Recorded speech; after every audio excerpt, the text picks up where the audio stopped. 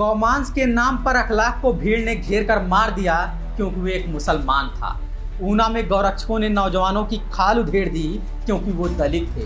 गौरक्षा के नाम पर ही पहलू खान को भीड़ ने घेर कर मार दिया क्योंकि वो भी एक मुसलमान था।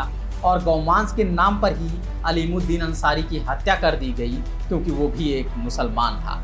अब मध्य प्रदेश में गौरक्षकों ने 25 लोगों को मारा पीटा और रस्सी से बांध दिया बिना ये पूछे कि इसमें कितने दलित थे और कितने मुसलमान थे। मतलब गौरक्षकों की भीड़ अब समानतावादी हो गई है, या कहें सामने कोई भी हो उसे मारने पीटने की आदी हो गई है। सरकार बीजेपी की हो या कांग्रेस की, गौरक्षकों को आतंक की आज़ादी मिल गई है। नमस्कार, मैं समर राज बोलता हिंदुस्तान में आपका स्वागत है। पहले जो भीड़ किसी एक को घेर कर मार देती थी, वो अब लगभग 2 दर्जन लोगों पर एक साथ हमला करने लगी है। पहले जो भीड़ सिर्फ दलितों और मुसलमानों को निशाना बनाया करती थी, वही भीड़ अब सब पर हमलावर हो गई है।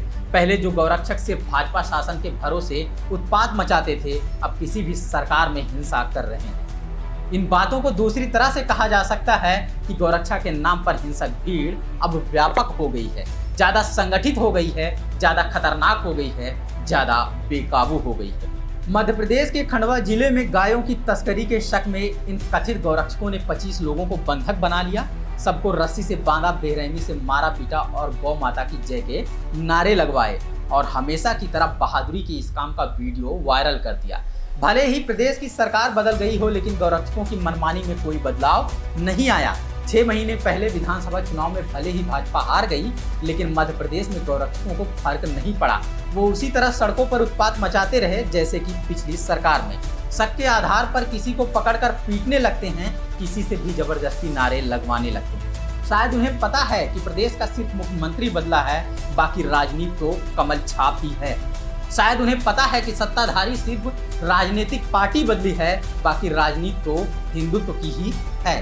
धीरे धीरे हम सबको भी पता चल जा रहा है कि सरकार भले ही बदल जाए, लेकिन ये दौर तो कट्टर हिंदुत्व का ही है। हिंदुत्व के नाम पर सांप्रदायिक उन्माद फैलाने वाली ये भीड़ सड़कों पर निकल चुकी है, जिसने पहले दलितों, आदिवासियों और मुसलमानों को निशाना बनाया, लेकिन अब किसी को भी मारने पीटने पर उतारू हो गई, क्योंकि ये भीड़ सड़कों पर ही फैसला कर देने की आदी हो गई है, बात बात पर हिंसा करने की आदी हो गई है। अब कम से कम उन लोगों को भी जाग जाना चाहिए जिन्हें लगता था कि भीड़ हिंसा से उनका कोई नुकसान नहीं है। भीड़ हिंसा की इस आग से कोई नहीं बच सकता। निशाने पर सिर्फ दलित और मुसलमान नहीं है। हाथ में हथियार लिए इन गुंडों का बहिष्कार होना चाहिए, क्योंकि ये बाबा साहब के संविधान सम्मत हिंदुस्तान नहीं है।